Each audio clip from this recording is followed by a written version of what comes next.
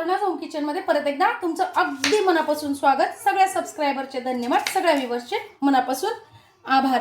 आज आपण खूप छान अशी रेसिपी बघणार आहोत, ती म्हणजे डांगराचे घारगे।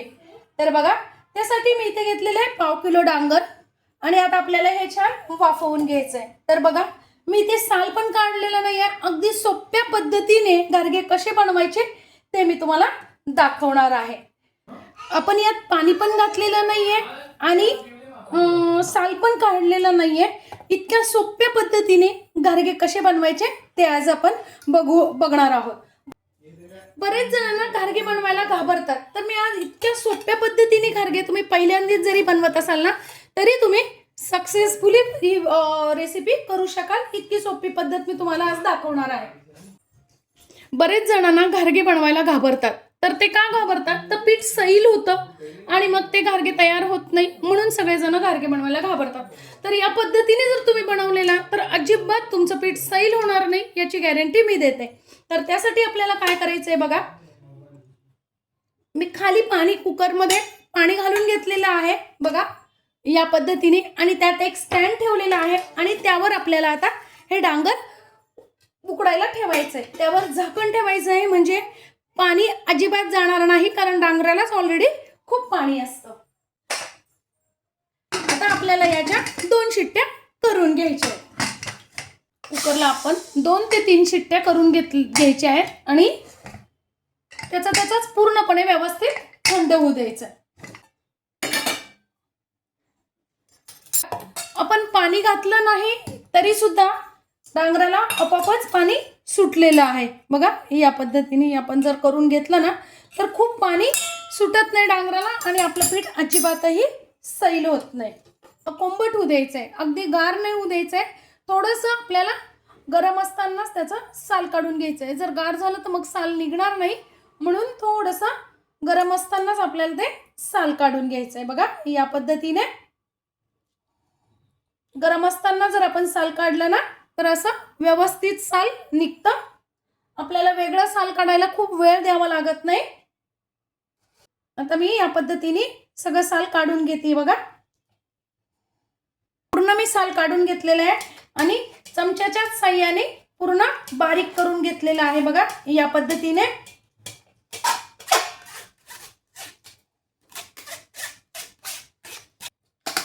आपण चाळणीवर का बरं घेतलं होतं? जर तुमच्याकडे त्याच्यात जर खूप पाणी राहिलं असेल तर ते तुम्ही काढून टाकावं, म्हणून आपण रोळीवर किंवा चाळणीवर टाकून घ्यायचंय। पण याच्यात अजिबात पाणी उतरलं नव्हतं, म्हणून मी लगेच परातीत ओतून घेतलेला आहे। आता बघा, आपल्याला काय करायचं आहे, हा जो गर आहे ना, हा मोजून घ्यायचा आहे। तर मला तुम्ही थोडंसं गुळाचं प्रमाण कमी अधिक करू शकता, तर मी तितकाच गुळ घेतलेला आहे। जितका आपला भांड एखाद्या कुठल्याही भांड्याने तुम्ही मोजा, तितकाच गुळ आपल्याला त्यात घालून घ्यायचा आहे। आणि ही प्रोसेस गरम असतानाच करायची आहे, खूप गार झाल्यावर गुळ त्यात पगळणार नाही।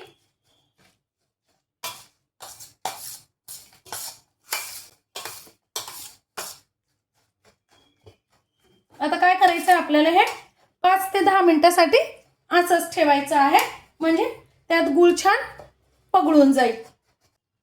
गार झालेलं आहे। आता आपल्याला काय करायचं आहे, त्यात टाकून घ्यायचं आहे अर्धी वाटी तांदळाचं पीठ। कोकणात जर तुम्ही गेला ना, प्रत्येक ठिकाणी वेगवेगळी पद्धत असते, ते फक्त तांदळाच्या पिठातच करतात, पण मी माझी आज पद्धत दाखवणार आहे। तुम्ही या पद्धतीने करून बघा, खूप सुंदर असे घारगे तयार होतात। त्यानंतर अर्धी वाटी मी घेतलेला आहे रवा।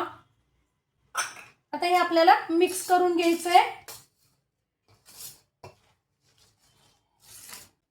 तुम्ही रवा आणि तांदळाचं पीठ जर घातलं ना, तर घारगे छान खुसखुशीत पण होतात आणि खूप पाणी पिठाला सुटत नाही। आता बघा, यात टाकून घ्यायचे 2 चमचे खसखस, त्यानंतर 2 चमचे टाकून घ्यायचे पांढरे तीळ, त्यानंतर अर्धा चमचा टाकून घ्यायची वेलची जायफळाची पूड आणि अगदी थोडंसं मीठ टाकायचं आहे, कारण गोडाच्या पदार्थात अगदी थोडंसं मीठ टाकलं तर छान लागतो तो पदार्थ आणि आपले घारगे खूप छान खुसखुशीत व्हावे, म्हणून 2 चमचे टाकून घ्यायचं आहे तेल। तेल मी गरम करून टाकलेलं नाहीये बघा। गारच तेल टाकलेले आहे 2 चमचे. आता हे छान मिक्स करून घ्यायचं आहे. खूप सुंदर वास येतोय फ्रेंड्स.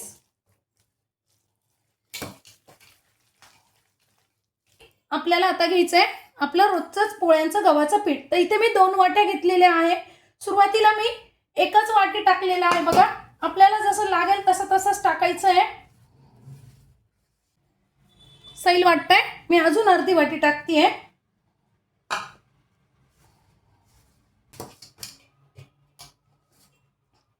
बघा अर्धी वाटी पीठ माझं शिल्लक आहे. 1.5 वाटी गव्हाचं पीठ फक्त मला लागलेलं आहे. आणि घट्ट बघा मी घट्ट असं भिजवलेलं आहे. आपण जसं पुरीला भिजवतो ना त्यापेक्षा थोडंसं डांगराच्या पुरीसाठी थोडंसं घट्ट भिजवायचं आहे, कारण डांगराला नंतर पाणी सुटतं.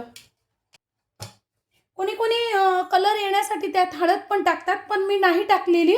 तुम्हाला पाहिजे तर तुम्ही अगदी पिवळा कलर हवा असेल तर थोडीशी हळद टाकू शकता. आता हे फक्त आपण रवा टाकलेला आहे म्हणून 5च मिनिटं आपल्याला मुरू द्यायचंय की झाकून ठेवायचंय. जर 5 मिनिटाच्या वर जर तुम्ही ठेवलं ना तर ते पीठ सैल पडायला लागेल आणि मग तुमचे गारगे छान होणार नाही, तेल पण जास्ती पितील. तर फक्त 5च मिनिटं आपल्याला मुरू द्यायचंय. आता बघा 5 मिनिट झालेले आहे. पीठ मुरलेलं आहे. आता थोडंसं आपण तेलाचा हात घ्यायचा आहे आणि पीठ परत एकदा छान असं मळून घ्यायचं आहे. बघा या पद्धतीने. आता बघा आपल्याला पाहिजे त्या आकारात गारगे छान लाटून घ्यायचे आहे. बघा किती छान लाटले जात आहेत. अजिबात पीठ वगैरे लावायची गरज नाही, मस्त लाटले जातात एकदम. तुम्हाला पाहिजे तर असे छोटे एक एक न करता काय तुम्ही करू शकता, एकच मोठी अशी पोळी लाटून घेऊन त्याचे छोटे छोटे वाटीनी करून घेतले तरीही चालेल. मी एकीकडे लगेच तेल पण तापायला ठेवलेलं आहे. बघा या पद्धतीने खूप जाडही नाही आणि खूप पातळही नाही, असे छान आपल्याला गारगे बनवून घ्यायचे आहेत. असे मी आता हे लाटून घेतलेले तळून घेणार आहे. तेल छान मीडियम तापवून घ्यायचं आहे. खूप जास्ती दूर उठेपर्यंत तेल आपल्याला तापवायचं नाहीये. आणि तुमच्या कढईत जसे बसतील तसे गारगे 2-2 3-3 टाकून तुम्ही तळून घ्यायचे आहेत. मीडियम गॅसवरच तळायचे आहेत. खूप मोठ्या गॅसवर तळू नका, नाहीतर मग काय होतं फक्त वरतूनच तळे होतील आणि आतून कचरट राहतील. बघा काय मस्त असे आपले गारगे फुगलेले आहेत, छानच झालेले आहेत. थोडेसे आता लालसर कलर येईपर्यंत तळून घ्यायचे आहेत. आपल्याला